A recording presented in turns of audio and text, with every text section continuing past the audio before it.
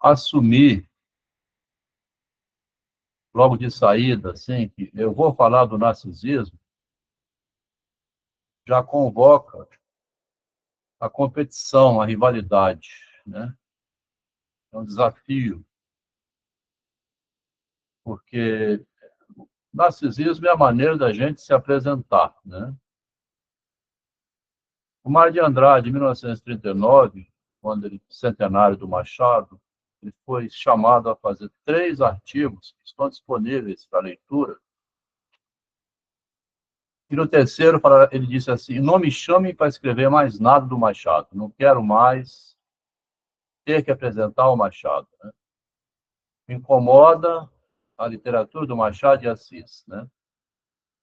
Me incomoda porque ele, que é o Mário, e o Oswald de Andrade, também foram os responsáveis pelo Carlos Drummond de Andrade, que era, acho que, sobrinho deles, os irmãos Andrade, ter se pronunciado contra o Machado em 1925. E deve ter tido discussões entre eles, né? O próprio Drummond, no futuro, publicou A um Bruxo com Amor. E o modo como Machado apresenta o narcisismo humano rodando pelos bastidores é de se pensar o seguinte: você imagina uma pessoa no ambiente estudando o comportamento, né? Como é que a pessoa se apresenta, como Ney Matogrosso, pintou na cena, assim, rebolando, desafiando a década de 70, os secos e molhados, desafiando um pouco assim, o que seria masculinidade em um homem que é muito imita demais uma mulher rebolando, né? Então, se tem alguém no ambiente observando e anotando como é que cada pessoa se apresenta para ganhar os holofotes, e a linguagem é para você ganhar os holofotes, né? E quem tem muita habilidade com isso é a própria mulher, né? Que tem uma facilidade impressionante com as palavras, é a força dela, né? A força física da mulher é a linguagem, enquanto que a do homem é a brutalidade, a violência, solução rápida, né? Estava vendo aqui o Quincas Borba, na hora que o Rubião pula debaixo de um carro para salvar o menino, o Donino, né? 3, 4 anos de idade. E depois o proprietário de uma revista lá, esqueci o nome dele, escuta a narrativa do Damião, do Rubião, e publica um artigo que surpreende o Rubião, que ele não tinha autorizado, mas depois ele gostou que apresentou no jornal. Essa matéria, bem escrita, porque eu não fiz esse ato de salvação para sair nos jornais, né? Hoje em dia é o contrário, tudo que você faz sai no Instagram, assim. Mas se incomoda, de fato, alguém chegar... Quando eu me sinto apresentado, assim, aqui está o Adelmo, pesquisador, sabe que isso me incomoda um pouco? Porque eu não nasci para ocupar o palco, assim, né?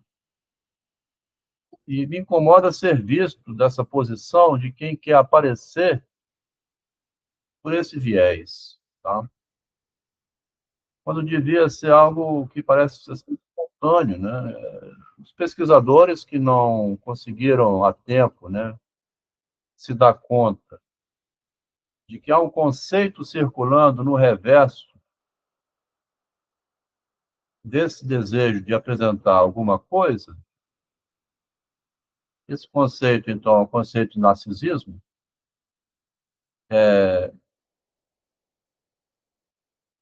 Quando se apresenta um trabalho, tem 2 objetos se apresentando ali, né? Tem um objeto de estudo, imagina o Newton apresentando a lei da gravitação. Assim como tem o objeto de estudo, que é aquela equação matemática, tem o homem, né? Que está se destacando nesse trabalho de apresentar. Né? E no meio científico também há um certo incômodo quando alguém sai tomando a dianteira dos demais pesquisadores. Está vendo o obstáculo que cria? E um incômodo, né? Daí que surgiu aquele mito do Prometeu no Cáucaso, que é apedrejado porque os demais ficam com ciúme, com inveja do Galileu, a Santa Sé quer punir porque ele é contra um dogma religioso, que a Terra é o centro da humanidade, né? Então, o narcisismo social, ele também cria bloqueios contra os avanços, porque destitui o pensamento corrente, né? A hegemonia. E quando a hegemonia chega ocupando o discurso, como está acontecendo hoje, tá? Então, eu vou botar aqui rapidinho um comentário de um colega, já está quase na hora de começar, 8h20, assim. Um comentário de um colega aqui que é muito assim, mente aberta, né? Que é o Luiz Fernando.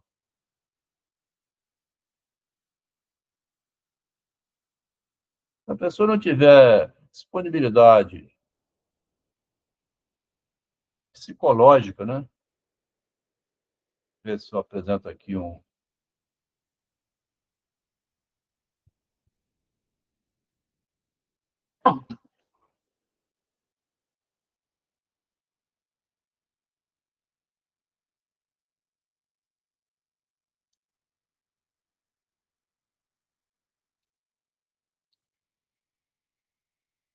Esse reprodutor de áudio aqui é muito bom. Devia ter deixado já preparado para carregar, mas aqui eu mudei os computadores de lugar aqui, tá? Então, um minutinho só que já vem.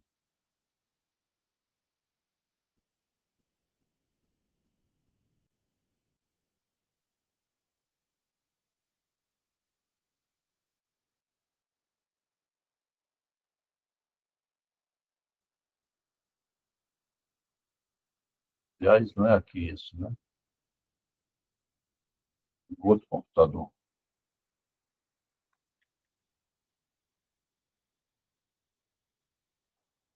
Hoje o texto é menor um pouco, é 9 páginas. Creio que vai acabar mais rápido. Então, vamos tentar aqui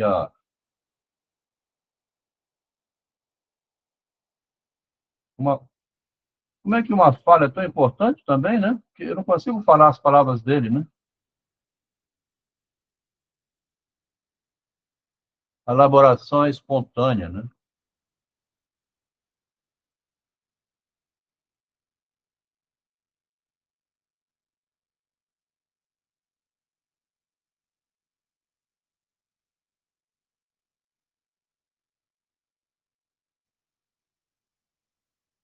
Está dando para ouvir?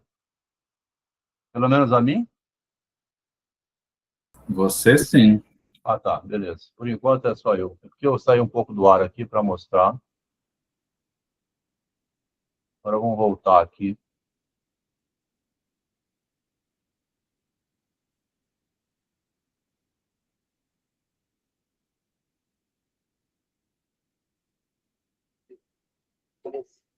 Agora conseguiu. Vamos ver se eu consigo entrar.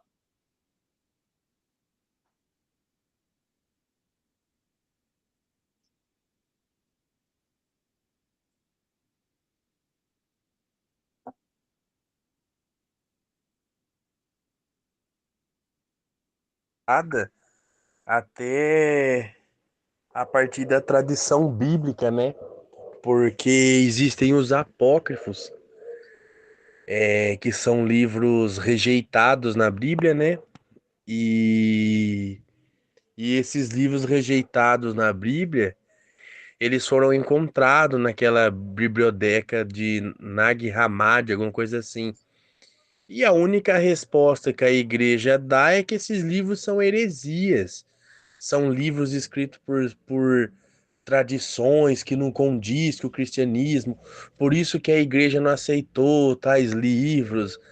Então é sempre isso, né? São sempre reformações, né? Por isso que até que o senhor escreve no livro que uma coisa mais sincera é se as pessoas escrevessem por fragmentos e não por ideias inteiras. É isso que aparece lá no Emile Cioran, a gente já leu no capítulo 1, né?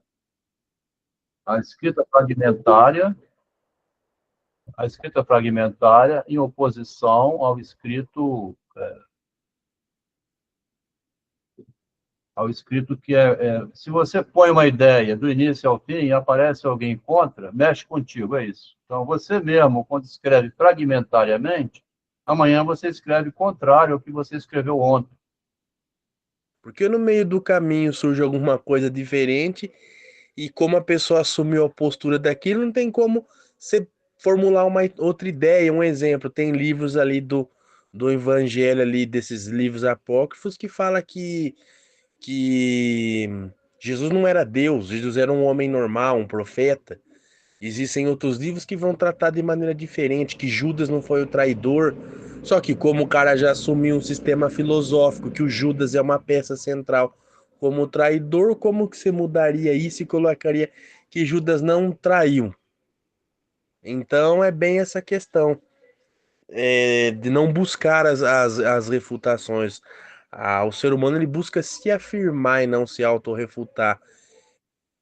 Muito interessante, tá? Porque o Freud se autorrefutou, né? Ele criou o narcisismo que não tinha na psicanálise, tá? Vê só. Então, se a gente fosse para pensar numa ciência que o tempo em todo a gente tenta invalidar nossa própria teoria, talvez seria uma ciência que fosse até mesmo anticientífica. Das pessoas falar assim, o verdadeiro cientista não é aquele que está procurando confirmar suas teorias, mas refutar ela. E qual que é a pessoa que faz isso? Entende? Terrível, né? Quem é que vai escrever refutando aquilo que ele mesmo afirmou antes?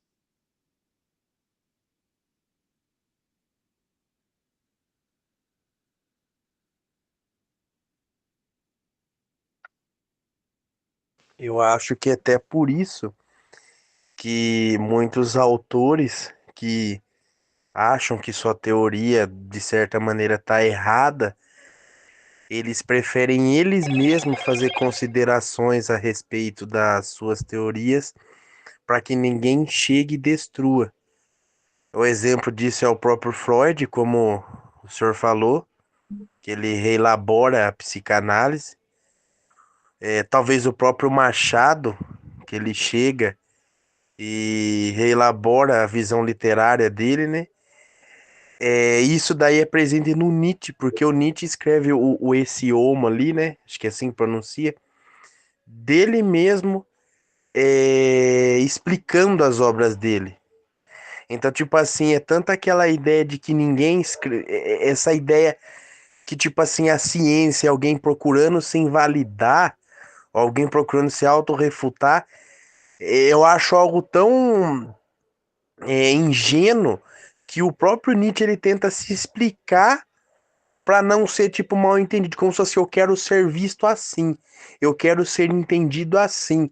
Por isso que ele vai lá e escreve, porque eu sou tão sábio, porque eu sou tão não sei o quê. Tem o David Hume.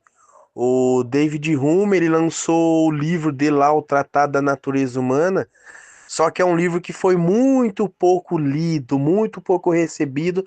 Aí ele pegou dois tratados e escreveu em obras menores. Ele tentou meio que fazer uma leitura assim, mais simples, tentou reescrever. Então isso daí entra bem dentro daquilo que a gente está conversando, daquilo que eu mandei as questões acima. Esse é o Luiz Fernando, né? Um rapaz mais jovem, tem o direito de chegar questionando, traz novidades.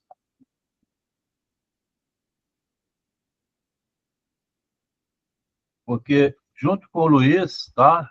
Nós estamos vendo aqui, assim, olha que interessante. Aqui no Quincas Borba, tá?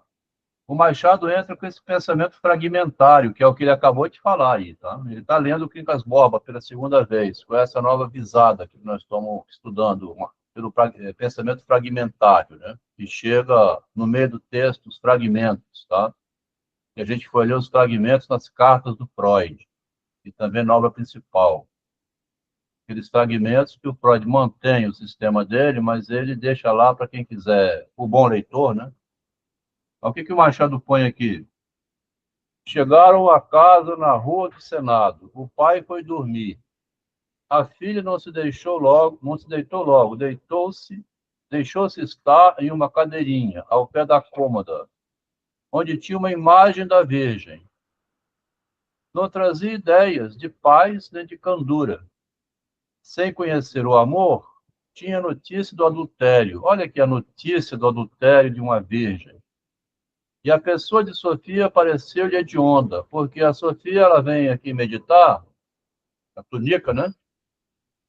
Lá no Quincas Borba, ela vem meditar por que o Carlos Maria ficou naquele jogo de sedução com a Sofia, e parece que ela tem um caso com o Carlos Maria, né? Que é o Machado nas entrelinhas. Ela parece que era mulher tão bem casada, desviando o dinheiro do Rubião para o Palha, mas ela tem um flerte ali com o Carlos Maria, né? E, no entanto, ele está no meio do texto aqui, o Machado, muito miseravelmente, tá? Fazendo isso aqui, ó, invocando a Virgem, o adultério, né? E que a Sofia, que era hedionda, né? Via nela agora um monstro, metade gente, metade cobra. Aí, Márcia, metade gente, metade cobra na mulher. E sentiu que a aborrecia, que era capaz de vingar-se exemplarmente, de dizer tudo ao marido, né, o Palha. A passagem está aqui no capítulo XL3, né, 43, onde chegaram aqui à casa, né, como diz aqui no texto, e a Tunica, né, Dona Tunica, que queria arrumar um namorado aos 40 anos de idade, solteirona, procurando marido. O Machado, no meio das entrelinhas, ele vai colocando questões sobre a virgindade como agora falou aqui o Luiz Fernando, assim. E Jesus Cristo, um profeta, não era filho de Deus, né? Mas como José ficou em silêncio, criou-se o dogma do cristianismo. O Machado está muito aborrecido aqui. Isso aqui é de 91, né? Mais na frente um pouco morre o Ernest Renan, que é autor do livro A Vida de Jesus, apresentando um Cristo humano. Ele foi banido, proibido de mostrar o livro dele, porque a Santa Sé ainda tinha poderes, né? Enfim, ninguém gosta muito de escutar isso também, né? O religioso cristão não gosta.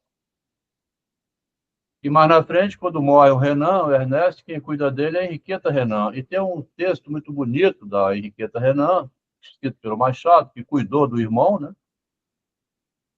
Então, há uma vingança do Machado lá em Capitu e Bentinho, quando ele põe aquela pergunta lá, né, que Deus explica tudo, né? Se você acreditar em Deus, você está bem forrado, porque Deus consegue explicar qualquer coisa, né? Então, interessa pegar do lado da gente aqui, no pensamento fragmentário do Cioran, do Freud, como tem esses fragmentos que ficaram no meio dos textos, tá? Então, hoje a gente ia começar aqui no 8h25, atrasou um pouco, esse capítulo é mais curto, né? Vamos começar aqui o Vitor, que vai apresentar o capítulo 6, que é um capítulo muito interessante, a descoberta do narcisismo. Aí, Vitor, é contigo agora, tá? Boa noite, então, pessoal. Hoje, nosso sexto encontro para discutir o capítulo 6, a descoberta do narcisismo, e do livro A Cruel Filosofia do Narcisismo.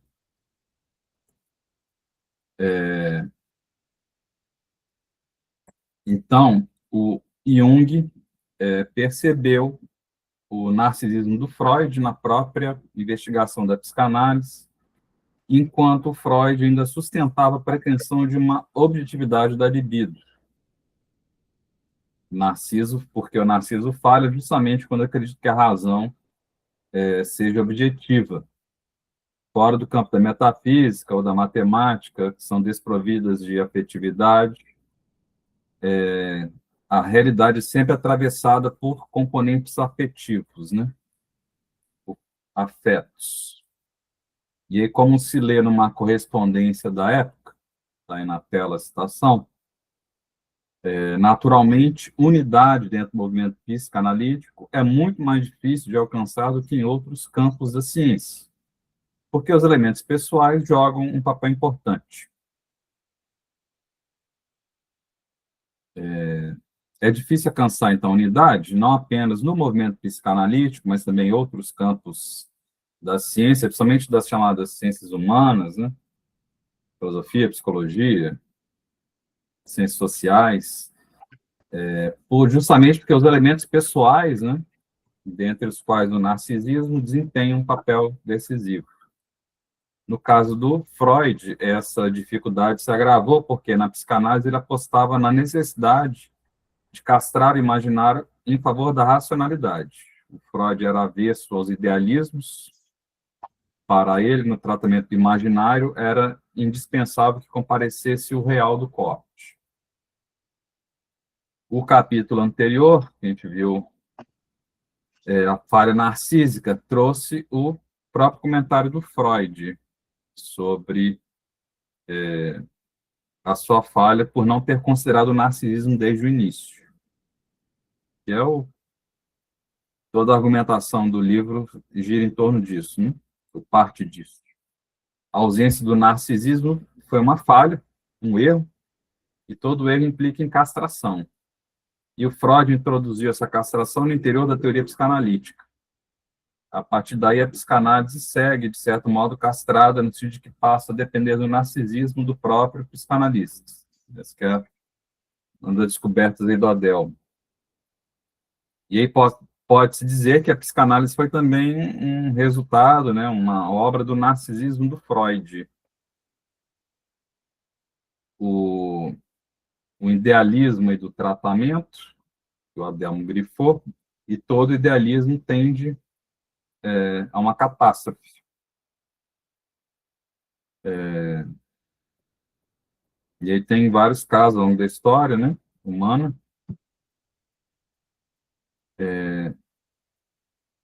E aí o Odell mencionei a questão do marxismo, que gerou ditaduras, né, na União Soviética, outros países. O John Lennon, que imaginou um mundo sem religião, sem fronteiras, sem propriedade, e foi assassinado, né, por um louco. Então, o Adelmo está aí concluindo que o idealismo é a loucura humana, né? Uma forma recorrente da loucura humana. Se o idealismo é uma forma recorrente da loucura humana, por outro lado, o eu, enquanto ideal, surge justamente no encontro com o real desagradável, que não é nada utópico. É isso que marca o nascimento do eu. E Freud escreveu, em 1911, com isso foi introduzido um novo princípio de atividade psíquica. Já não se imaginava o que era agradável, mas sim o que era real, ainda que fosse desagradável. Esse estabelecimento do princípio da realidade resultou ser um passo de enormes consequências. O novo princípio de atividade psíquica, formulado em 1911, corresponde à nova ação psíquica de 1914.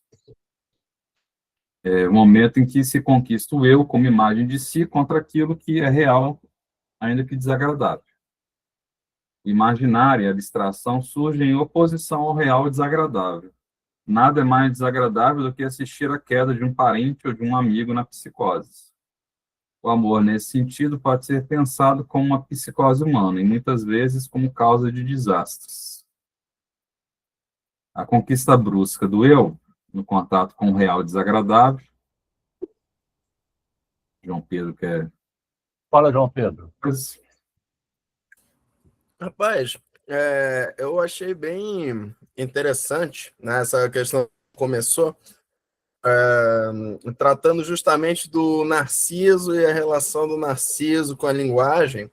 Eu até tinha comentado aqui, né, feito comentário a respeito, que nós, enquanto seres humanos, nós nos localizamos a partir da linguagem, né?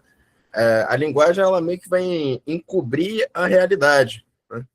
E o Lacan, ele vai tratar dessa coisa. Então, a linguagem, ela é interpretada pela mente. A mente de quem? Dos indivíduos que, enfim, acessam a realidade a partir da linguagem, né? A gente tem, então, que a realidade parece estar ligada à palavra, só que, na verdade, a palavra, então, a linguagem, na verdade, ela parece objetiva, né?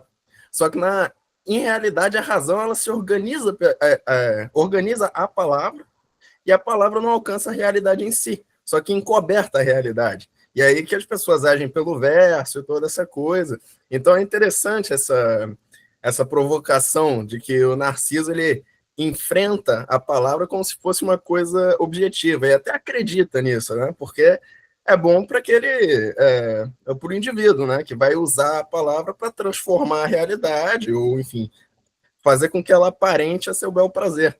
Né? Então, é o que fazem todos os autores, os imortais e tal. Nessa pequena frase aí tem uma discussão muito grande. O Lacan faria um seminário todinho a partir dessa pequena frase. Eu achei que vale a pena dar uma focada nesse aspecto também.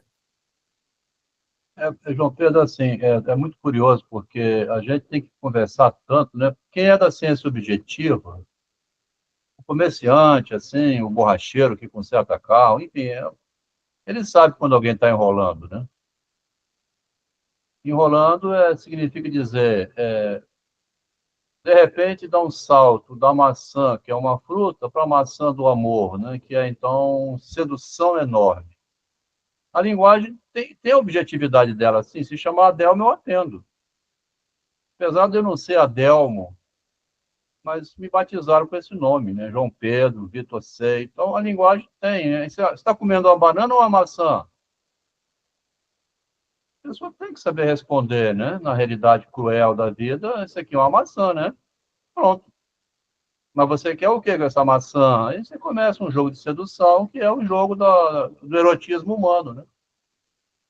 Os animais humanos são os únicos que negociam com a palavra relacionamento, sexo, o poder, o dinheiro, tudo, né? Mas vem de uma coisa muito embrionária, que é a linguagem natural e a figurada. Esse salto da linguagem natural para figurada tem um mundo inteiro aí no meio, né? Então, o eu mesmo, que é a imagem do corpo, ele enfim, é isso, né? É preciso a imagem para negociar com a realidade. Melhor dizer assim, né? Através das imagens você vende gato por lebre. Então é o conto do vigário, né? Caiu no conto do vigário. Tá? Olha só a frase. Se o vigário passou uma lábia e fez o que fez, né? Mas cria um mundo inteiro, como você falou aí agora, João Pedro. Dá para escrever um seminário inteiro girando em torno desse ponto, né? Mas o Freud ele foi pesquisar totem e tabu, fez 4 ensaios, ele vai reclamar aqui agora. Primeiro veio o Schreber, depois o totem e tabu. Ele estava rodeando o narcisismo aí, com muito cuidado, né, o Freud, porque ele vai pelo lado da ciência, né?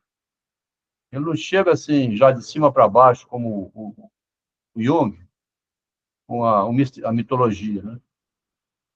Então, o momento da descoberta do narcisismo, que ele diz aqui, né, que essa frase, o amor é a psicose, é a causa de desastres, né? Nós temos no grupo uma colega aqui, a Márcia, que perdeu um filho por causa do amor, uma mulher que foi extorquir dinheiro dele, denunciou ele, acabou preso e morreu lá de infarto. O amor é a loucura completa, né? Quando você não consegue se safar das armadilhas do amor, né? Interessante. Vamos para frente. A conquista do eu no contato com o desagradável real, que é a conquista da imagem de si, a capacidade de simbolizar essa imagem é também a conquista de um corte separador, como no caso da criança adotiva que nós lemos no encontro passado. Né? O garotinho veio com o papel na mão. Cadê meu pai real? Cadê mamãe? Vocês são dois impostores. Narraram uma historinha aqui, que tal, mas está mostrando no caderno que eu tenho outro pai, outra mãe. Olha só. Que doideira. Trapacearam na linguagem, né? Poderiam ter contado para ele já desde o início. O sujeito habita na linguagem e a linguagem delimita aí o que a gente faz. Né?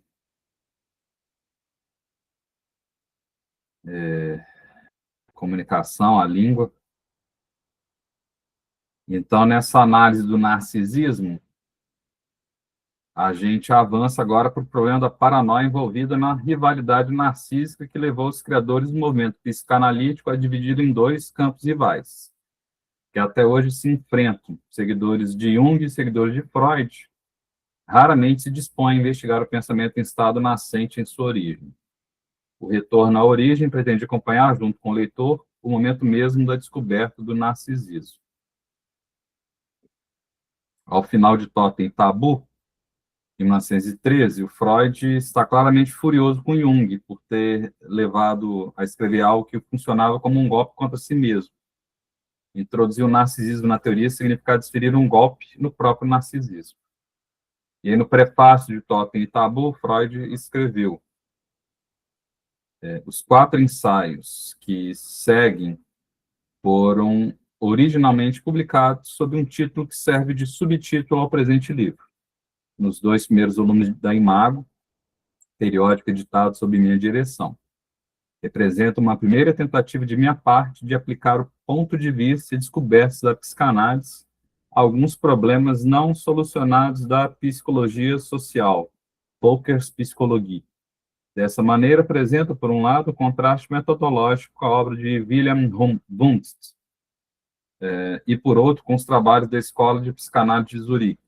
Apresso-me a confessar que foi dessas 2 fontes que recebi o primeiro estímulo para os meus próprios ensaios.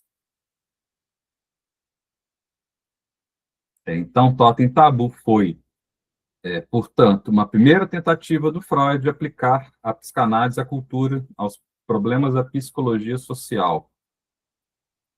Trata-se de um ensaio de psicanálise aplicada. A pretensão de Freud era mostrar a Jung que a psicanálise poderia abolir a religião de modo racional e não pelo caminho do ocultismo. Para o Jung, a fuga para o ocultismo foi uma via psicanalítica de tratamento da subjetividade. Para Freud, essa fuga era fonte de adoecimento, pois mantinha o sujeito infantilizado no mundo imaginário. O Freud observou que o Jung tentou solucionar os problemas da psicologia individual com o auxílio de material derivado da psicologia social. O Freud, então, propôs o caminho inverso, que o conflito é interno do eu contra o eu, do eu contra as próprias dificuldades produzidas pela repressão.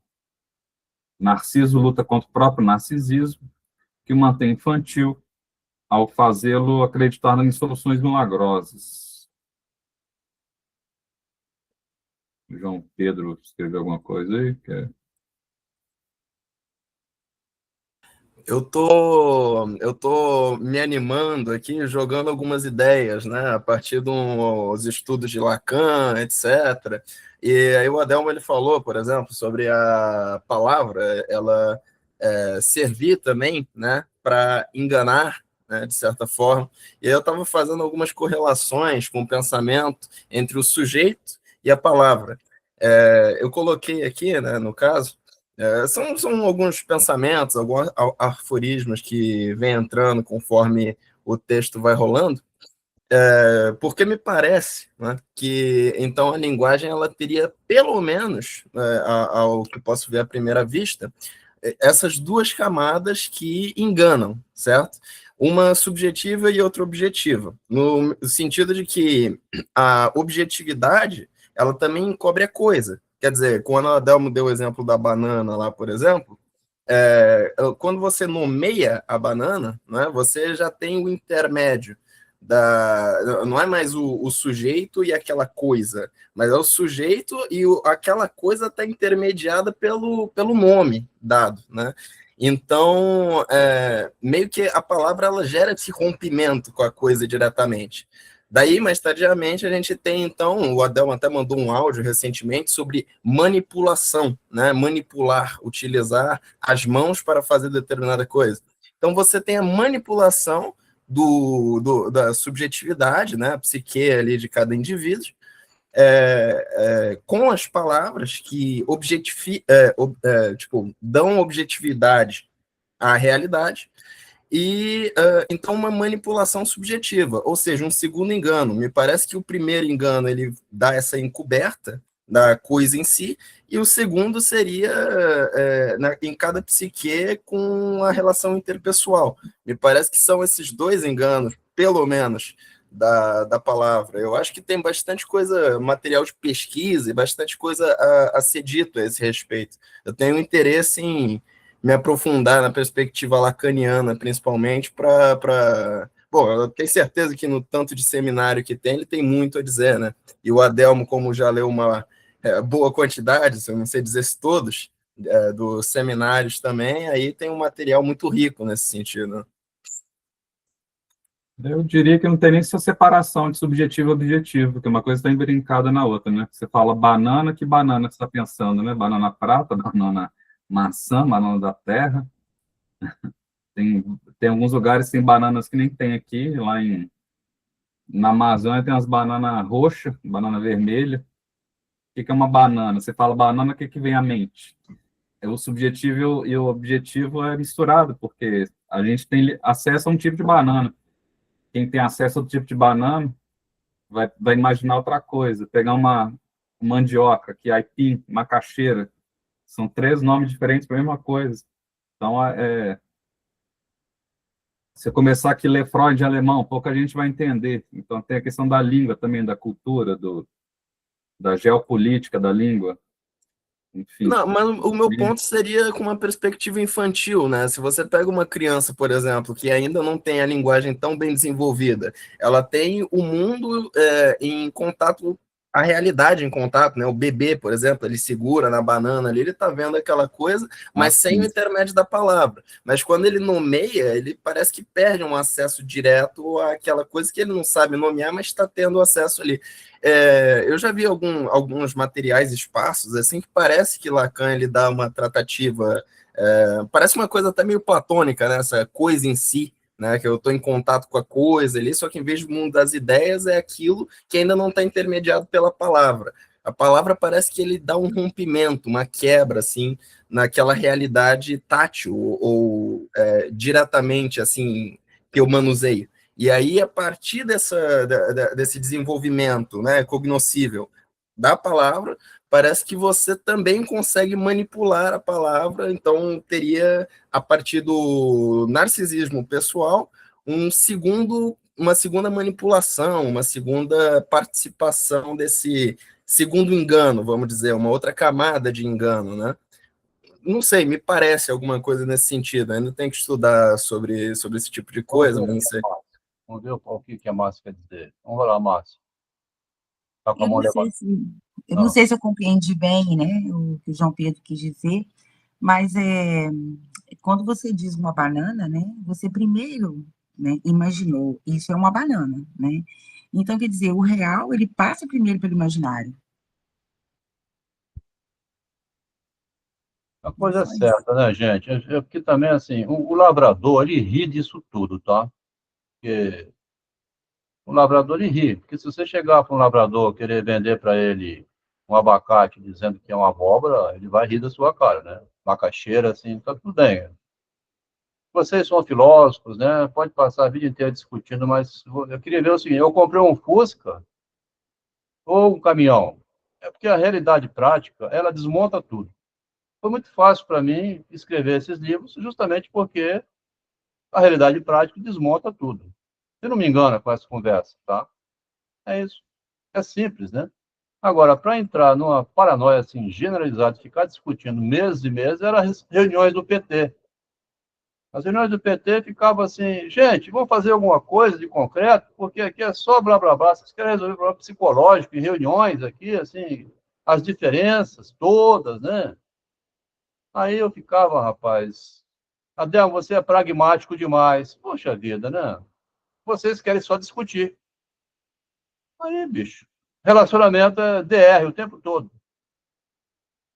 Então vamos voltar aqui, porque o Schreber enlouqueceu justamente por causa da linguagem. Um homem que falava vários idiomas, presidente da Suprema Corte, o maior juiz do mundo, né?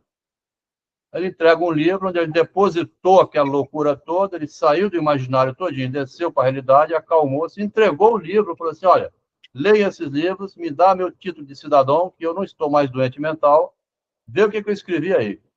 Disseram que o homem é feito do barro, que a mulher é feita da costela de Adão, e isso enlouqueceu o Schreber, porque lá num determinado momento a pessoa enlouquece com isso, né? Então ele engravidou dos raios do sol, fez uma nova humanidade com a língua fundamental, porque Torre de Babel não interessa. Ele acalmou-se da loucura, saindo dela, escrevendo um livro, entregou para a justiça, me dá meu crachá de volta, que eu voltei ao normal, agora eu posso ir ao banco. Estava louco, né? E ainda bem, né, Adel? Porque essa loucura de Schreber, né? Que compreendendo, né? Freud Mas o fez Schreber não sabia que era o narcisismo dele, Márcia. Assim, Não, eu estou gente, que loucura. dizendo Essa o loucura Freud. é a loucura do narcisismo, porque a linguagem infundiu a mente dele. E é um homem que estudou tudo, né? Decide a vida humana aqui na Terra, um juiz, tá? Eu estou Manda dizendo prender o Lula, manda prender o Bolsonaro. que Em com a cima de loucura papéis. dele, o Freud reformulou a psicanálise, né? Com a psicologia do eu, depois de Schreber, né? Então, É nisso assim, que a psicanálise aprendeu com a loucura. é nessa descoberta aí, porque o Schreber estava no manicômio, né? Então, é assim, a linguagem leva à loucura. Vamos pensar assim que é melhor. Vamos tentar ver se consegue manter o livro para não escapar dele, porque ele é bem objetivo aqui, o livro, tá? Ele não permite você ficar, assim, falando, tá, que Deus nasceu pelado, essas coisas não existem nesse livro, não. Vamos para frente.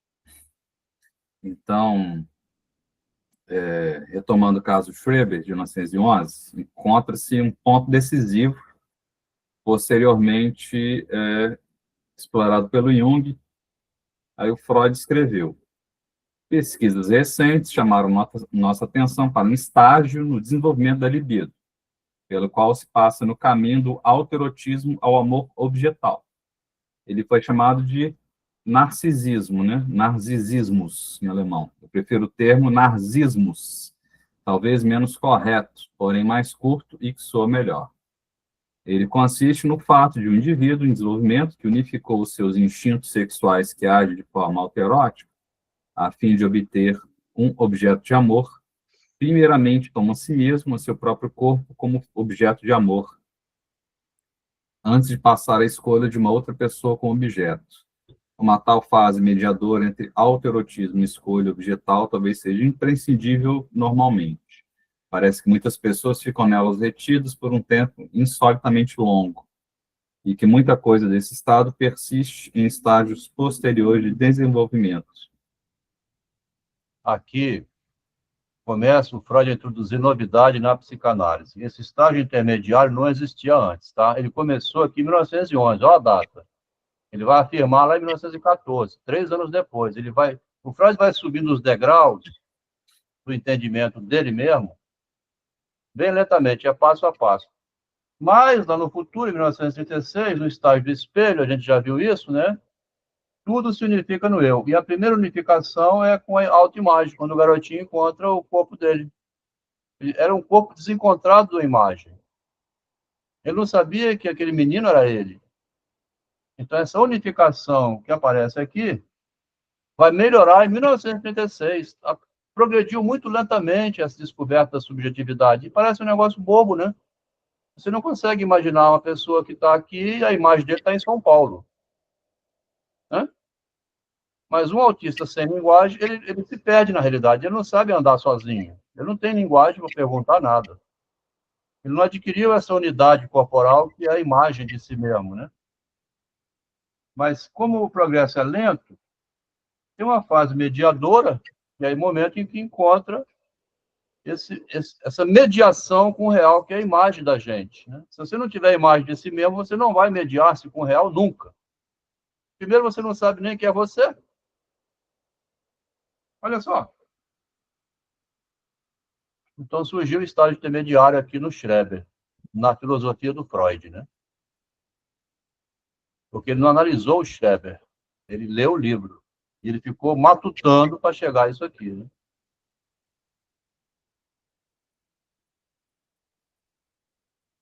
Bom, o capítulo é pequeno, mas a gente está só na página 3, são 9 páginas, vamos ver se a gente avança. Então, vamos seguir. Esse trecho pode ser lido em partes. Quando Freud fala em pesquisas recentes, ele está se referindo ao próprio trabalho realizado no caso Schreber.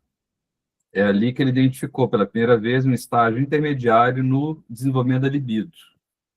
O Schreber lhe permitiu perceber esse estágio para o qual a libido recua durante o surto.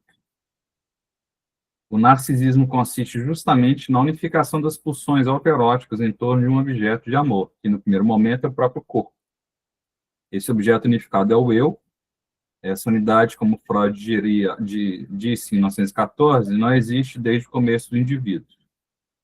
O narcisismo, então, é aquilo que unifica as pulsões.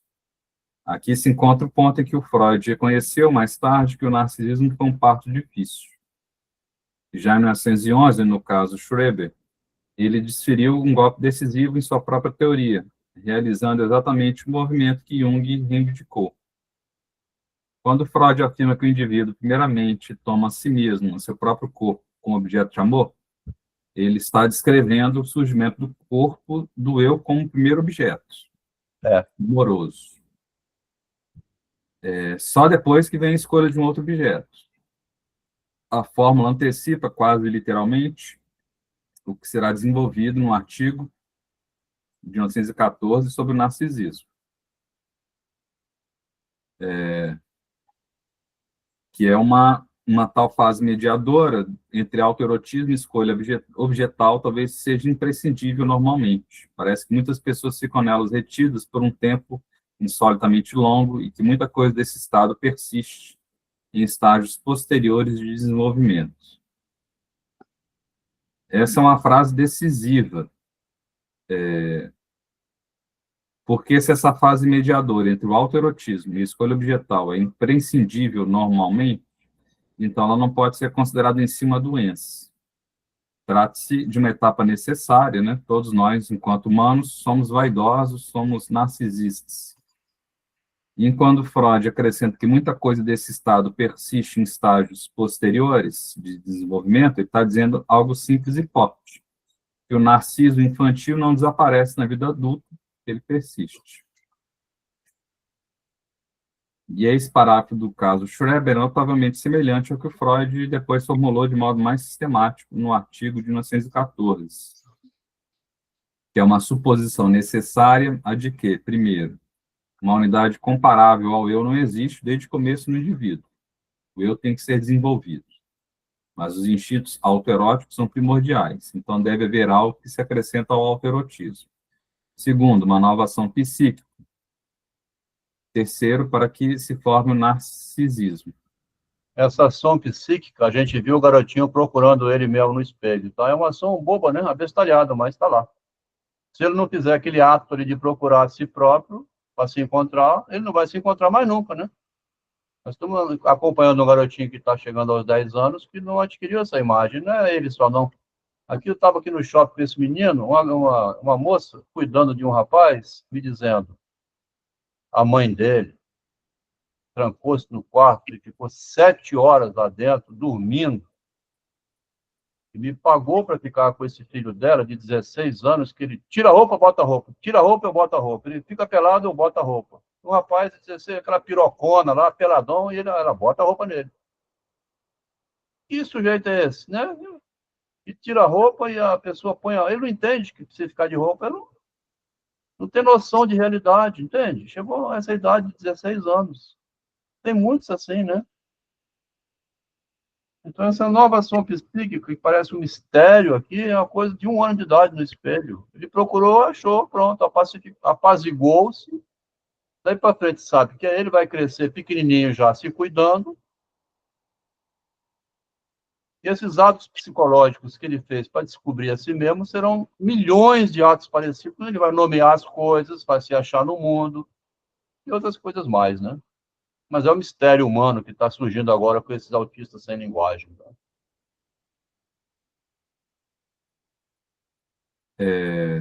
E aí, então, poucos meses depois do artigo sobre o caso Schreber, em 17 de outubro de 1911, o Ernest Jones escreveu a Freud comentando o impacto dessa descoberta.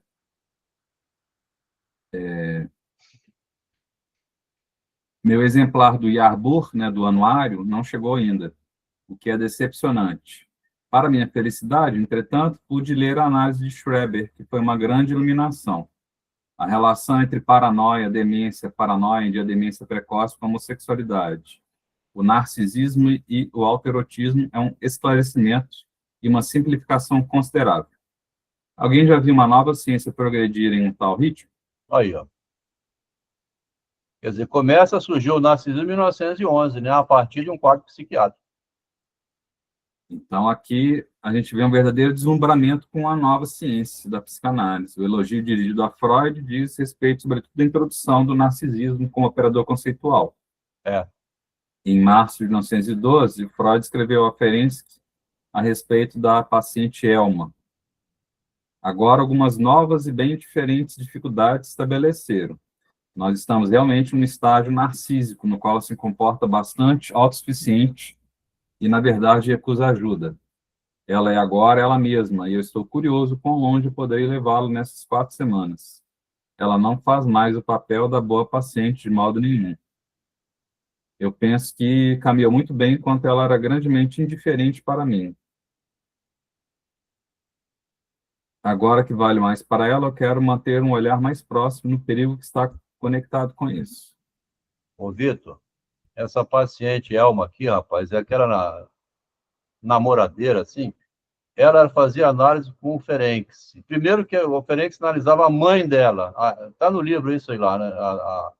A Gisela Palos. E levava para a cama também. Analisava e aproveitava para analisar mesmo. A mãe gostou tanto que ela falou assim, ela tinha uma filha problemática, que é essa Elma. Indicou a Elma para o Ferenczi. Analisa minha filha, doutor Ferenczi. Aí o Ferenczi, mesma coisa com a filha Elma, de 22 anos. Aí ele queria casar com a Elma. Uma paciente tanto, né, muito gostosinha de conversar e também fazer o sexo. Aí o Ferenczi meio biruta, ele falou assim, Freud, analisa essa mulher porque eu vou casar com ela, mas eu quero saber se ela me ama mesmo ou se esse amor é uma ilusão. Aí a Elma foi lá para Viena, de Budapeste, hein? Vai de trem para Viena. Chega lá, o Freud analisando ela, ele descobre o seguinte, o estágio narcísico funcionando nela, que daí a pouco ela fala assim, Freud, o que você achou da minha análise? Estou indo bem? Ele chama estágio narcísico. Ela começa a rebolar para o Freud, vamos falar grosseiramente. Tá vendo, Márcia? A paciente começa a se insinuar. O Freud é melhor que o Ferenczi, né? Eu estou interessada nele, porque ele diz assim, ele era indiferente para ela, mas quando ela ficou interessada nele, aí ela mudou a posição analítica dela, né? Ela agora é ela mesma, enquanto mulher, né? Não mais como paciente. Então, quando a O paciente... Freud era mais importante, né? Ô, Vitor, você está dando aula. Aí você observa que uma menina lá começa assim, gostar do seu jeito de explicar e joga um bilhetinho, e você vai dar o corte ou não. Ou não, quem sabe, você tem, né? Já está querendo se separar de uma mulher e passar para outra, mas aí eu não vou entrar nisso. Mas é esse tipo de jogo que tem muito com o médico, com o gerente da empresa, com o professor em sala de aula. Então, nós sabemos disso, né? Aos montes. Mas o Freud traz um caso aqui muito interessante dessa paciente, assim, como que atrapalha. Porque a maçã do amor com a maçã fruta começou a fundir a cabeça aqui do... Você vai comer a maçã do amor aqui no consultório? Aí ele diz que era manter um olhar mais próximo no perigo que está conectado a isso. Um perigo essa mulher, né? Ai, doutor Freud, melhorei. Essa loucura que é o amor, tá vendo? Então, esse estágio narcísico, né? Bom, a Elma era paciente do Ferenczi, ele encaminhou ela a Freud depois que eles se envolveram. Rapaz, aí o Freud fez o quê? Ele devolveu ela, falou assim, ô Ferenczi, a Elma está indo de volta aí, aqui de Viena para Budapeste, está curada. Aí o Ferenczi ficou com raiva do Freud, falou assim, ô Freud, a paciente chegou aqui e não quer mais nada comigo. Olha só. Eu entendi lá com o Freud que o que eu fazia com você que não era nem análise. É igual aquela holandesa que vinha no João de Deus, assim, depois foi denunciar lá no Pedro Bial. Ganhava pedras preciosas, vinha várias vezes, até que um dia ela resolveu ficar com raiva disso tudo e acabou. Então, é difícil você, o envolvimento, né, dessa maneira. Estágio narcísico seria aquele em que desinveste do objeto e regride ao eu como observador da realidade. Começa a observar Quando você é uma paciente, quando você está num comércio que você vende ou alguma coisa, chega alguém que vai te enrolando com um iPhone roubado, você fala assim, amigo, iPhone roubado eu não tenho interesse. É isso. É simples. Você vê o jogo de sedução, você fala assim, é melhor a gente parar por aqui, porque namorar contigo eu não quero. Ninguém é idiota aqui, né? Daí a necessidade do distanciamento, da separação entre o eu e o objeto, tá? Você não No vai caso, conseguir me enganar. Você não vai conseguir me enganar, tá? Já estou calejado já. no caso da Elma, né, o retorno ao narcisismo permitiu que ela protegesse a imagem em relação ao Ferenczi. É. Ela se deu conta de que estava enganada no amor por ele, e depois o Ferenczi foi escrever de volta para o Freud. Eu agora sei da extensão do narcisismo, sua perda de interesse objetivo em pessoas e coisas. Por esse motivo, meu interesse por ela esfriou consideravelmente. Aí o Ferenczi então fala da extensão do narcisismo e da perda de interesse. Com a descoberta do narcisismo, a percepção da relação amorosa transferencial se modifica. Torna-se claro que essa relação deve se restringir ao tratamento, não podendo avançar para o campo do amor de contra-transferência. Ô, Vitor, sempre tem aquele detalhe curioso. O Ferenczi, ele gostava demais, assim, queria ajudar mesmo a paciente, né? Queria ajudar demais, assim, com dinheiro, com sexo, abraçar, é muito afetuoso. Esse sintoma dele, ele transformou-se em um grande pesquisador da contra-transferência, tá? Os melhores livros sobre contra-transferência é escrito por ele. Quer dizer, o sintoma converteu-se em teoria. Quem quiser pesquisar contra-transferência, basta pegar o livro dos Ferenczi. Tá? Ele tem muito material assim para analisar. Quanto transferência, você transferiu contrariamente, né? O paciente veio com uma coisa e você entrou com outra.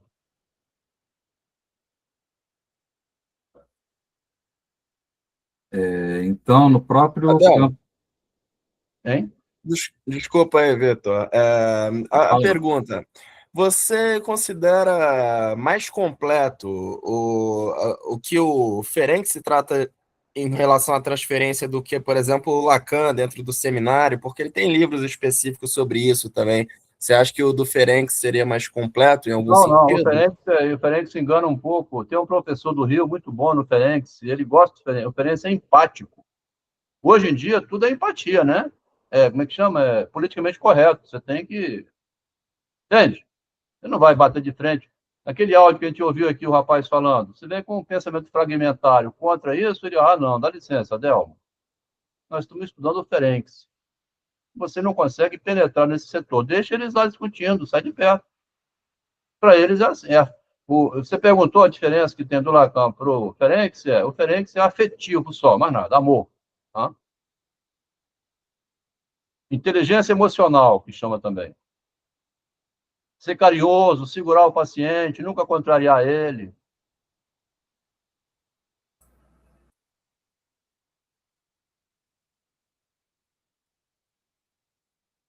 Vamos em frente.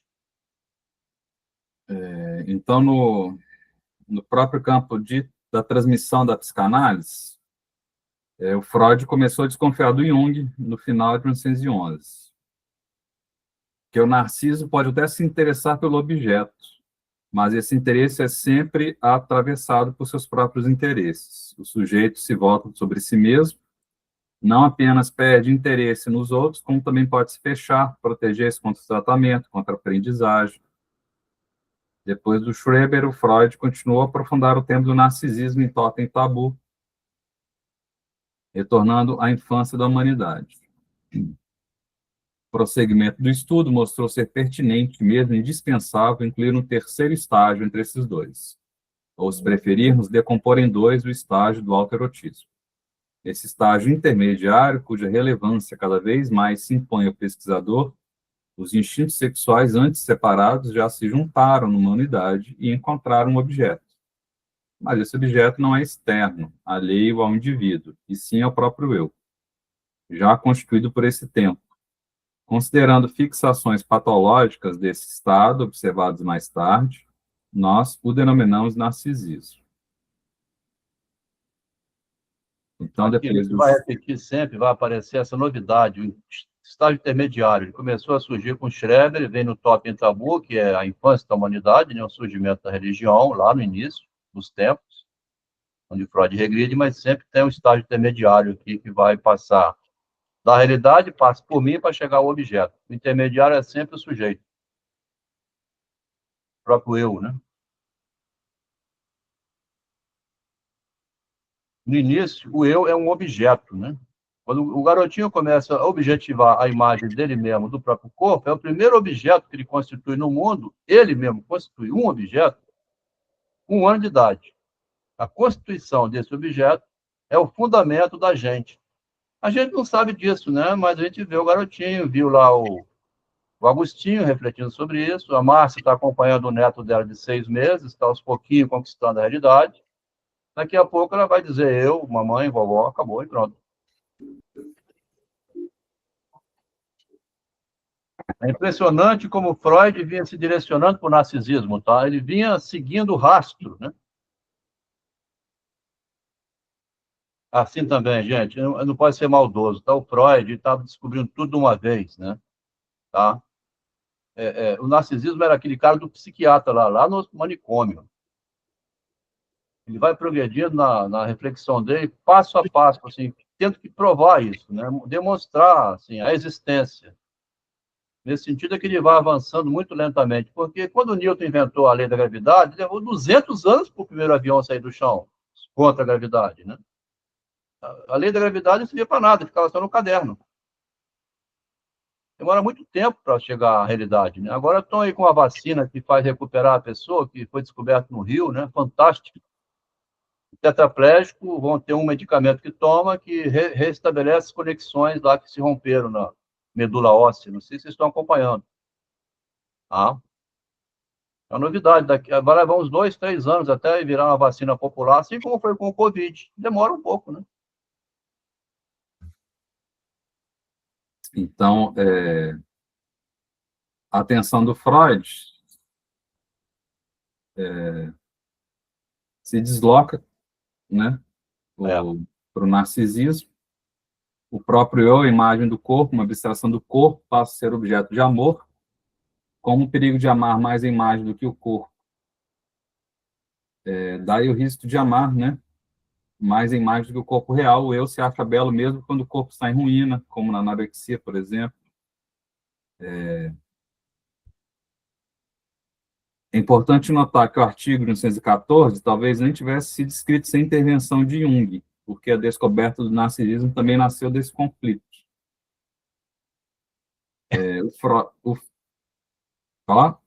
Pode ir. O Freud insiste que essa organização narcísica jamais é abandonada inteiramente. O eu não é algo dado desde o nascimento, ele não é biológico, não pode ser ensinado pedagogicamente. A unidade narcísica precisa ser conquistada pela criança num choque com a realidade. Essa conquista não é fruto de uma decisão consciente, mas de um acidente, algo que acontece à revelia do sujeito. Nesse mesmo contexto de tensão com Jung, Freud escreveu a Binswanger em julho de 1912, uma frase decisiva. Eu, há muito tempo, suspeito que não somente o reprimido, mas também um aspecto dominante de nossa vida, a essência de nosso ego inconsciente, apesar de não inacessível ao consciente.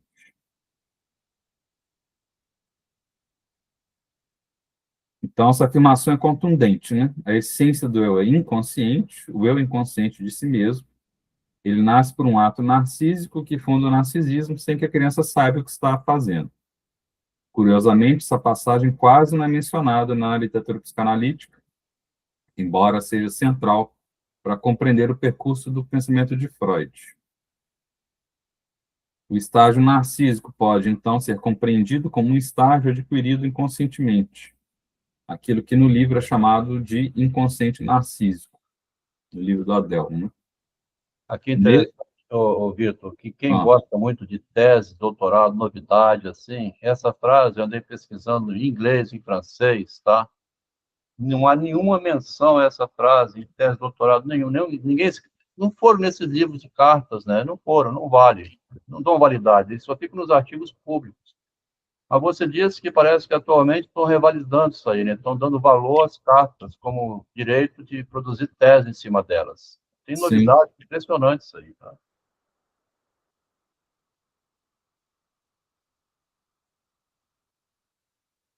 Vamos para frente. A gente parou onde? Parou no Nessa frase, né? Os estágios narcísicos, então, é um estágio adquirido de modo adquirido de modo inconsciente, inconsciente.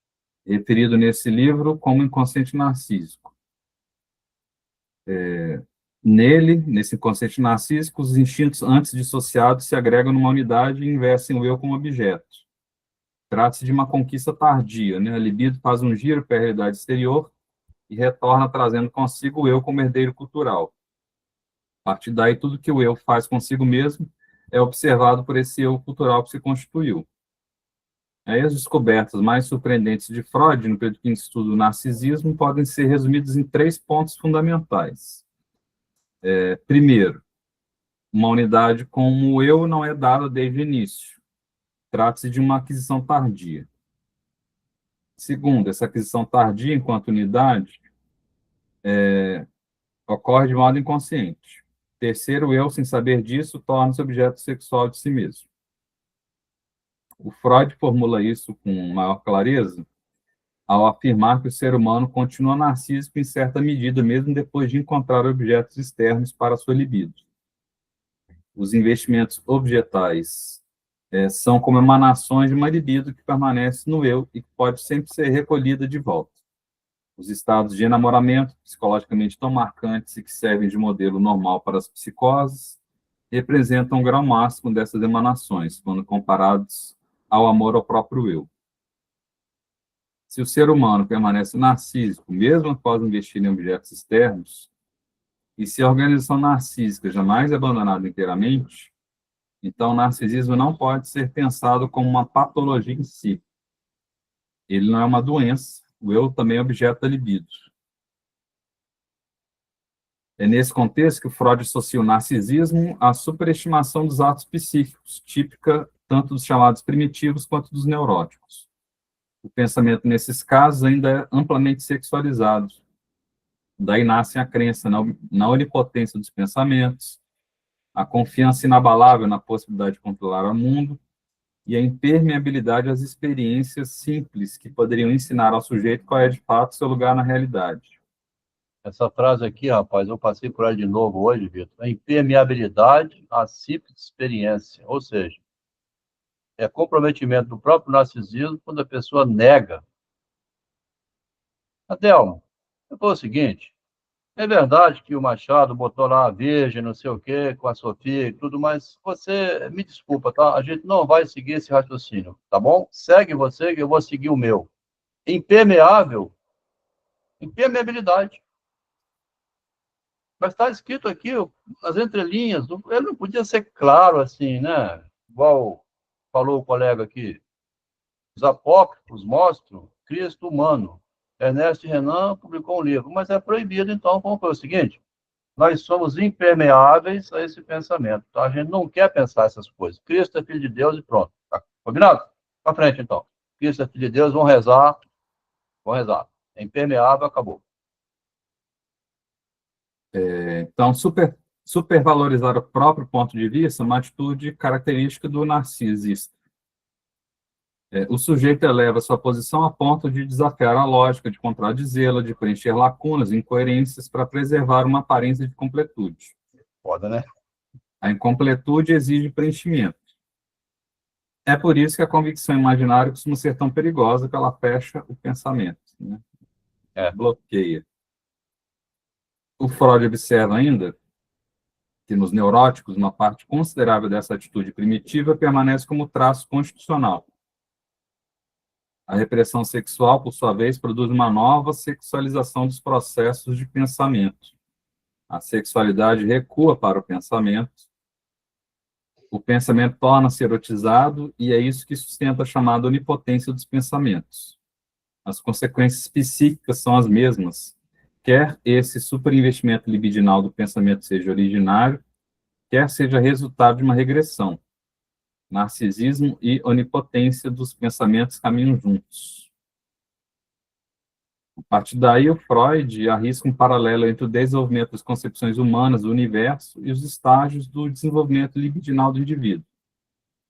A fase animista corresponderia ao narcisismo, a fase religiosa, à eleição de objeto ligado aos pais, e a fase científica ao estado maduro do indivíduo, que renuncia ao princípio do prazer e busca seus objetos no mundo exterior, adequando-se à realidade.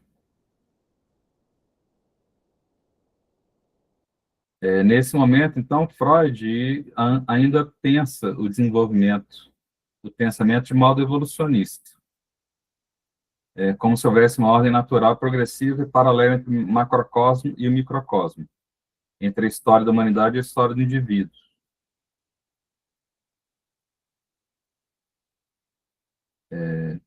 Trata-se de uma psicologia genética ainda muito próxima do darwinismo, da evolução. Mas isso vai mudar rapidamente, isso mudou rapidamente, né? Em outubro de 1914, apenas 3 meses após publicar o artigo sobre o narcisismo, o Freud fez uma inflexão decisiva. Ele abandonou essa perspectiva desenvolvimentista e passou a atribuir papel central aos fatores acidentais da formação psíquica. No prefácio aos 3 ensaios, ele afirmou que, na análise, os fatores acidentais devem ser colocados em primeiro plano, enquanto os fatores disposicionais ficam em segundo. O desenvolvimento ontogenético passou a ser considerado antes do filogenético. Essa inversão é crucial. A filogênese tenta determinar a ontogênese, mas a ontogênese não é obediente a essas determinações. O acidente rompe a ordem. É tão interessante isso, Vitor, porque no grupo lá, a Márcia acompanha o grupo do narcisismo, tem um rapaz chamado Guilherme, ele é homossexual, né? Então, ele surgiu um dia com a suspeita assim, então toda essa homossexualidade é narcisismo? Lá atrás ele jogou essa pergunta. É claro, né? Porque você consegue modificar o próprio corpo, você nega, né? Você quer tirar o pênis e colocar uma vagina, por exemplo, ou o contrário, e modificar os corpos cada vez mais. Mas, assim, como que o ontogênese, né, que é o cultural, vai modificando aquilo que era uma herança que veio hereditariamente constituído, né? Ele nega o próprio corpo dele. Tem o poder de negar o corpo, né? Pela imagem das coisas. Ele não quer mais seguir aquela ordem biológica. Não existe mais agora, então, o binarismo do sexo. Isso funcionava bem quando tinha esses pequenos desvios que ficavam meio que escondidos, mas quando isso vai virando norma, entrando cada vez mais, questionando quem é a prática do sexo em sentido histórico e normal, que é o, né? Eles questionam muito, assim, hoje o que chama de binarismo. O homem de um lado e a mulher do outro, é binarismo isso. Uma pequena minoria de 5% quer mudar o mundo dessa maneira, quer dizer, o ontogenético vem alterando a história da humanidade, né? Podia continuar como estava, respeitando as práticas que sempre se respeitou, né? E parar de ficar condenando homossexual, castração química, não precisava dessa aberração toda, deixa a pessoa praticar como ela quer. Agora, virou o contrário, né? Então, quando eu falo do ontogenético em cima do filogenético, é uma linguagem muito técnica, para dizer algo bem simples. É que a cultura vai se impondo à natureza.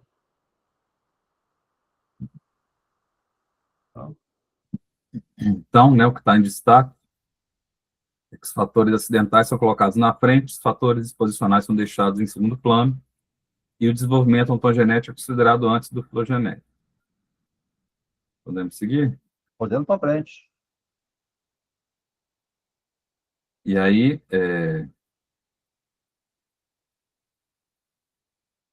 Aqui que começa, então, inesperado, fortuito. É a filosofia do Alain Badiou, aqui do minha dissertação de mestrado, né? O acontecimento, ele vem fazer uma desorganização naquilo que estava organizado. Que é o mesmo tese do Machado de Assis com o caiporismo, né?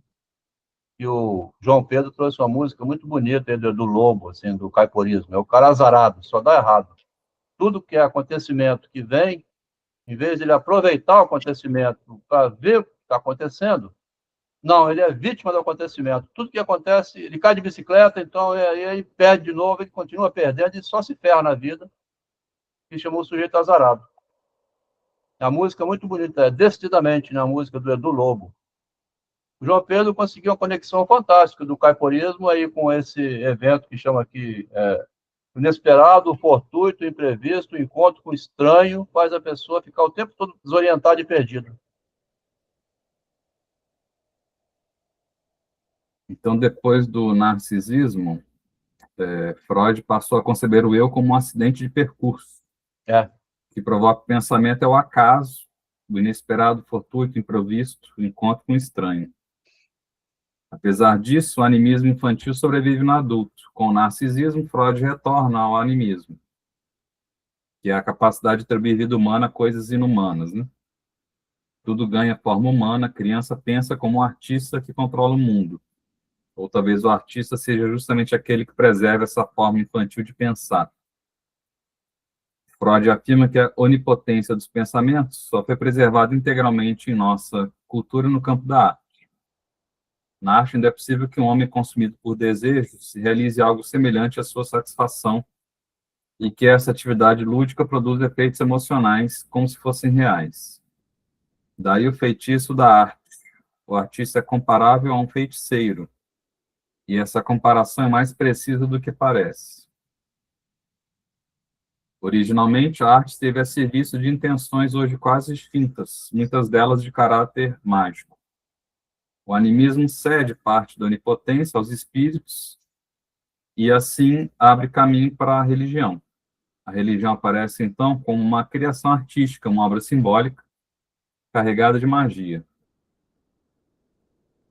A criatividade nasce do acaso, do espontâneo, por isso não pode ser ensinada. Criar uma nova teoria, uma nova filosofia, também criar algo semelhante a uma nova religião, uma nova doutrina, né? É nesse ponto que o Freud retorna explicitamente ao Schreber. Os espíritos demônios, diz ele, são, como indiquei em outro lugar, apenas projeções das próprias emoções do ser humano. Ele transforma seus investimentos afetivos em pessoas. Com elas, povoa o mundo e reencontra fora de si os seus processos psíquicos internos, de modo bem semelhante ao do inteligente paranoico Schreber, que achou refletidas as ligações do desligamento de sua libido nas vicissitudes dos raios divinos por ele tramados. Então, fica claro que o encadeamento da produção teórica do Freud se dá em grande parte por acaso, né? O narcisismo surgiu no cruzamento entre a experiência clínica e a relação conflituosa com Jung. Sem Jung não haveria o Schreber, nem o toque em tabu, nem o conceito de narcisismo, tal como conhecemos. É a descoberta aí desse livro, do Adele. Com uma diferença decisiva, Freud não utilizou a psicanálise para se tornar um místico como Jung, né? Isto é, para se afundar num narcisismo sem realidade. Ele fez o caminho oposto, ele usou a racionalidade para tentar compreender o obscurantismo. Enquanto a paranoia projeta conflitos internos no exterior, por meio da projeção, Freud tenta fazer o movimento inverso, trazer essas projeções de volta à razão, sem negar o real que a sustenta. E aí, sobre essa relação dialética com o outro, né? Há uma passagem particularmente esclarecedora do Marx no Capital. Muito interessante isso aqui. De certo modo, passa-se com o homem o mesmo que com a mercadoria. Como não vem ao mundo com um espelho, nem como um filósofo fichtiano, né, um discípulo do Fichte, idealista alemão, cujo eu de nada tem necessidade para se afirmar, eu sou eu, ele vê-se e reconhece somente no outro homem. Também este último lhe parece, em carne e osso, a forma fenomenal do gênero humano. Somente pela sua relação com o homem Paulo, como seu semelhante, é que o homem Pedro se vê a si mesmo como um homem. Desse modo, também o Paulo, de carne e osso, na sua materialidade paulina, surge para Pedro como uma forma de manifestação do gênero homem.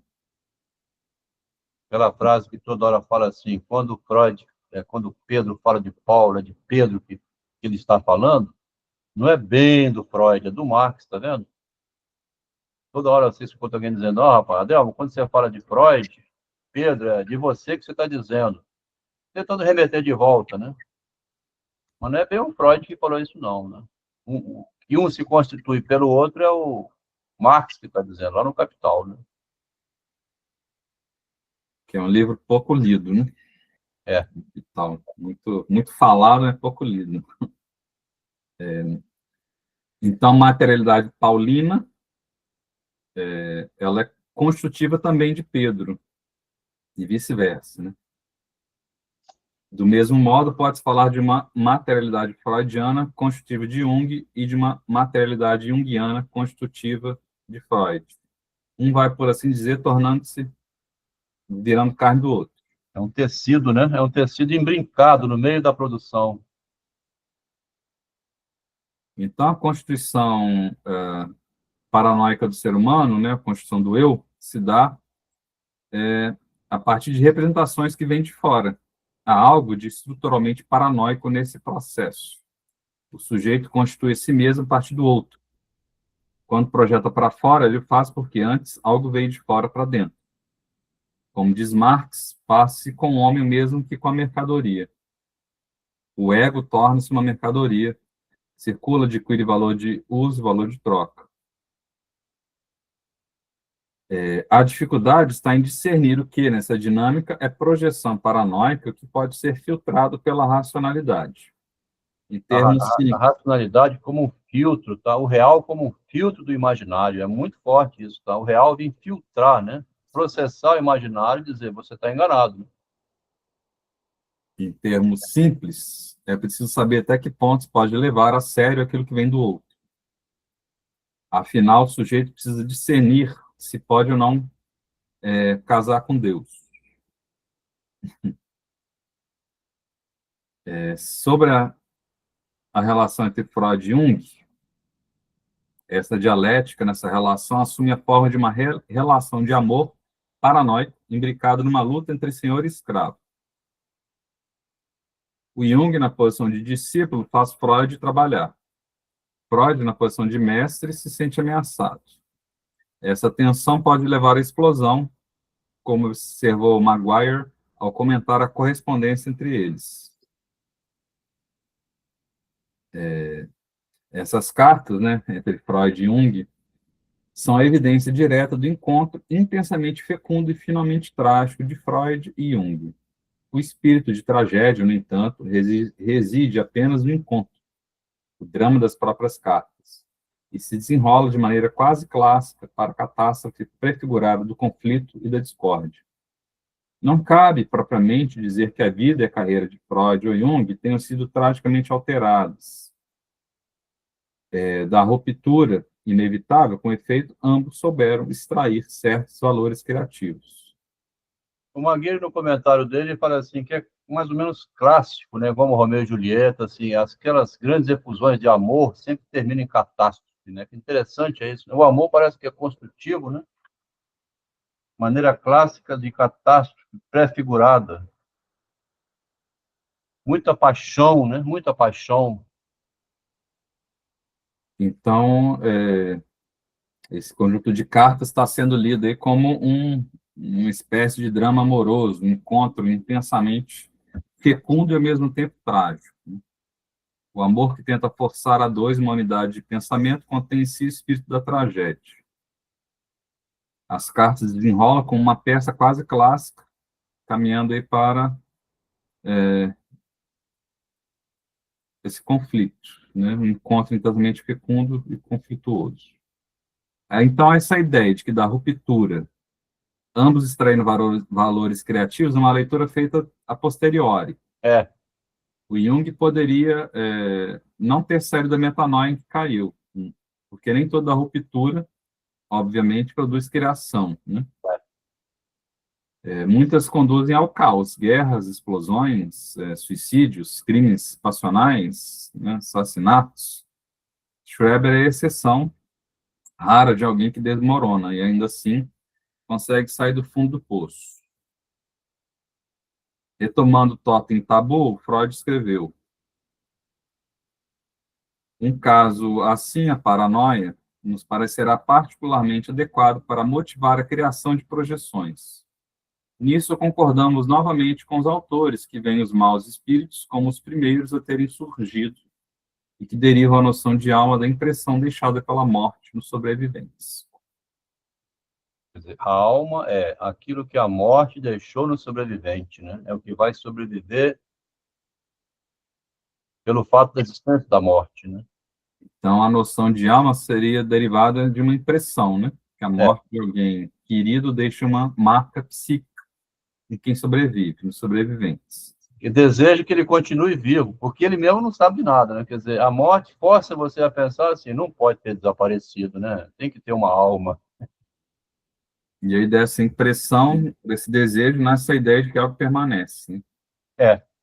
Porque a morte é insuportável. E aí o animismo responde a isso criando céus, deuses, encarnações e etc. Né? O vivente nunca experimenta a própria morte, ele apenas sofre a morte do outro. E aí o Freud diz que a diferença é que não priorizamos o problema intelectual que a morte coloca para o vivo. O que fazemos é situar a força que impele a pesquisa no conflito emocional, em que essa situação mergulha o sobrevivente. Então, esse conflito emocional, que é provocado pela morte do outro, torna-se uma força que impele ao trabalho, a pesquisa, a produção, a escrita, né? Trabalha-se contra a morte. Né? A libido é investida na realidade para manter o esquecimento da morte. É. Não se trata de resolver o problema intelectual da morte por meio de teologias, religiões ou especulações sobre a vida após a morte, mas de responder a ela com trabalho, criação, produção, como Freud, como Machado de Assis, né, que se tornaram aí autores imortais, né? É a proposta aí do título do livro do Adelmo, Imortal Machado de Assis, por exemplo. Então, os grandes narcisistas, os grandes autores narcisistas buscam a imortalidade por meio de grandes feitos, de grandes obras. Com a descoberta do narcisismo, tornam-se mais claras as dificuldades, tanto na relação com o paciente, quanto entre os próprios psicanalistas, de modo mais amplo, nas relações entre os egos.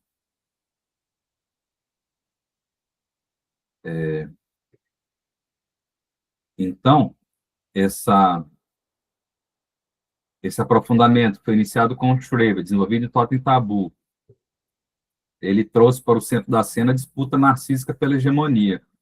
Quando Freud escreveu o prefácio de Totem e Tabu, lá em 1913, ele já havia publicado a Tragédia da Ingratidão e rascunhava o artigo sobre o narcisismo, porque o tema o incomodava, irritava, funcionou como um estopim para que desse início, no final de 1913, escrever o artigo que funcionou como uma bomba que explodiu o movimento psicanalítico, o artigo Introdução ao Narcisismo, Introdução do Narcisismo, que explodiu o movimento psicanalítico. Então, e aí o Adelmo argumenta que o Freud foi o único pensador que descreveu, tratou o narcisismo com tal profundidade. A gente tem na literatura Machado de Assis também, né? Vimos lá no outro livro. E a partir daí, depois do artigo sobre de introdução ao narcisismo, o Freud não recuou, ele prosseguiu no mergulho cada vez mais radical, mais profundo no eu.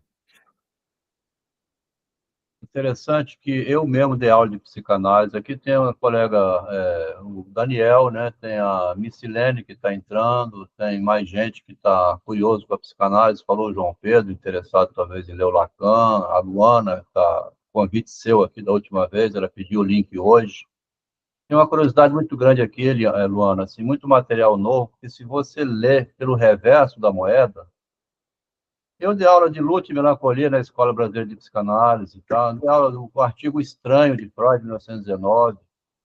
Eu nunca imaginei que eu estava ali igual aquela ideia de canário, lá, o conto do Machado de Assis, tá? Tem um conto do Machado que fala assim, o canário canta em 3 lugares distintos, né? Lá na loja do Melchior, depois no quintal de alguém, depois não sei aonde. Onde ele está, ele fala assim, esse mundo todo. O Machado desloca para o canário, o criador de fantasias, e o cuidador do canário gosta de escutar, ele fica com ideias de canário, mais ou menos isso.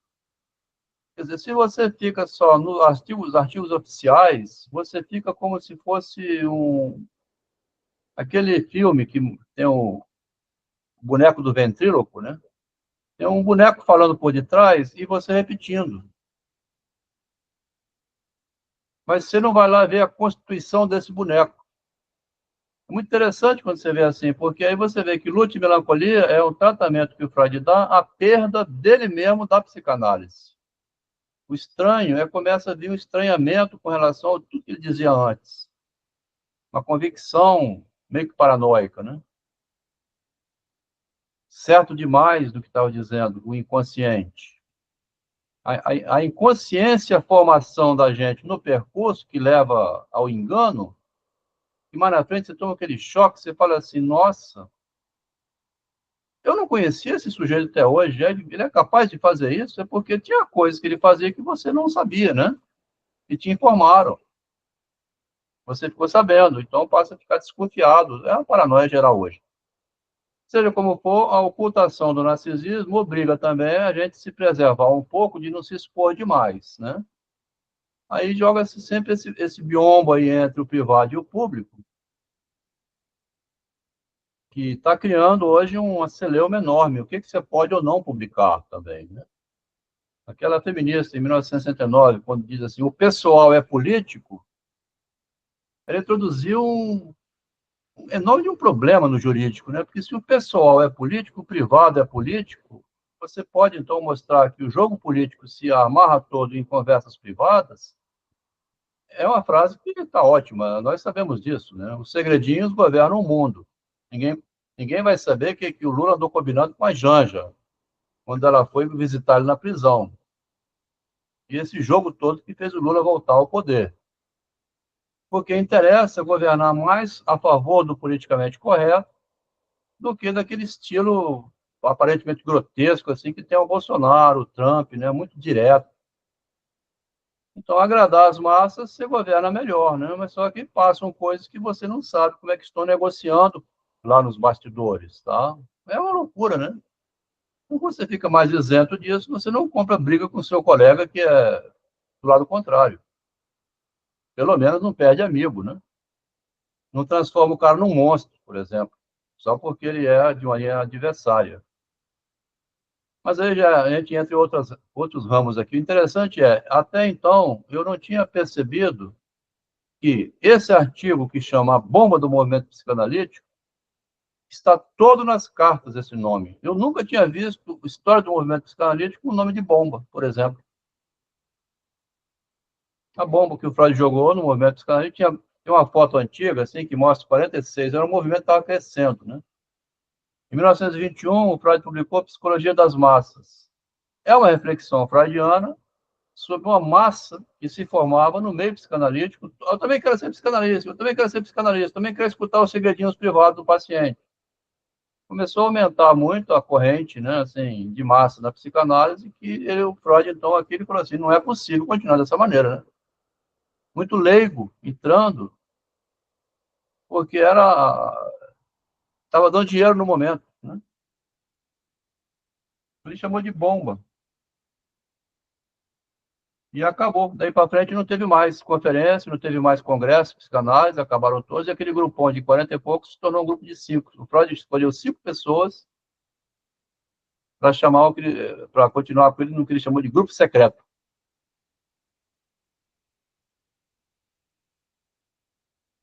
Então, o estudo da privacidade, né, vamos falar assim, o estudo da privacidade das cartas do Freud, teve uma colega que estava indo muito bem, aqui gostando muito desse livro, depois ela viu as cartas íntimas do Freud e falou assim, Adelmo, você me desculpa, mas o Freud tem direito à privacidade, tá? Eu não vou dar continuidade a essa relação contigo, não, porque você está entrando aqui O Freud tem direito à privacidade, então você não pode estudar como é que se construiu a psicanálise. Olha só que interessante. Pelo Hoje em menos, dia se estuda hein? correspondência. Hoje em dia se estuda correspondência de vários autores, Pois é. todos que têm correspondência publicada, reunida, se Aquela- lê, se As estuda. cartas da Sofia Tolstói, por exemplo, surgiu agora em 2022, tá? As cartas de Sofia Tolstói dizendo quem era o Leon Tolstói, Tem cartas nos diários dela, tá? Estão bombardeando, assim. Então uma, você professora, compromete, né? uma professora que veio aqui em Vitória no passado, a Luciane de Moraes, ela escreveu um livro sobre a correspondência as cartas do Adorno e do Walter Benjamin, Theodor Adorno, leu as cartas, analisou, estudou, então isso aí já...